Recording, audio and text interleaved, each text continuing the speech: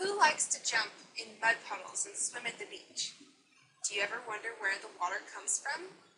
Today we'll be talking about something called the water cycle. Now I know we've all been talking about solids, liquids, and gases, so this next lesson about the water cycle is a great way for you all to show me how much you know about the different phases. So let's go ahead and start with the water cycle. Now there's something important that you need to keep in mind, and that there is only a limited amount of water on the earth. So it's the water cycle's job to keep it going around and around. The main parts of the water cycle are evaporation and transpiration, condensation, precipitation, and collection. We'll start off with evaporation. So how does it work? Evaporation happens when the sun heats up the water in lakes, rivers, and oceans and turns it into vapor or steam. Then the vapor or steam goes up into the air. Transpiration.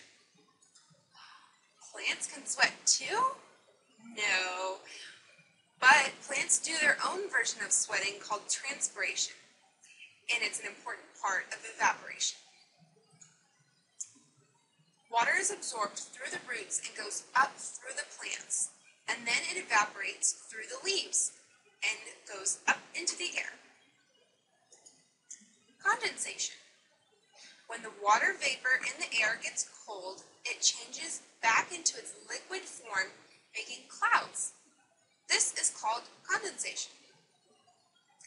Now, condensation not only happens up in the clouds, but you can also see it happen on an ice-cold glass of water on a hot day, or even on your windows. I like to write my name on the windows.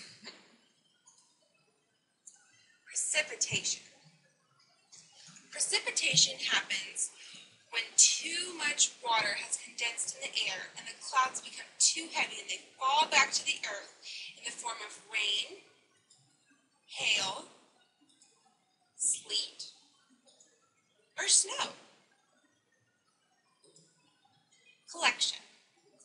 When the water falls back to the earth as precipitation, it falls into oceans, lakes, rivers, and even gets soaked up into the ground to become part of the groundwater that plants and animals use to drink.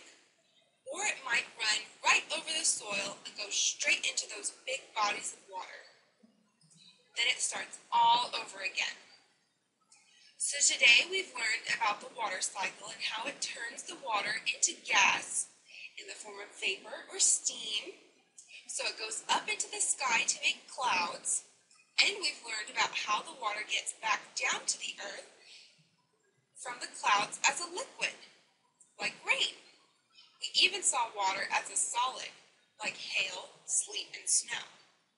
The water cycle is very important to the earth and helps our oceans and rivers and lakes get the water they need to stay beautiful and blue.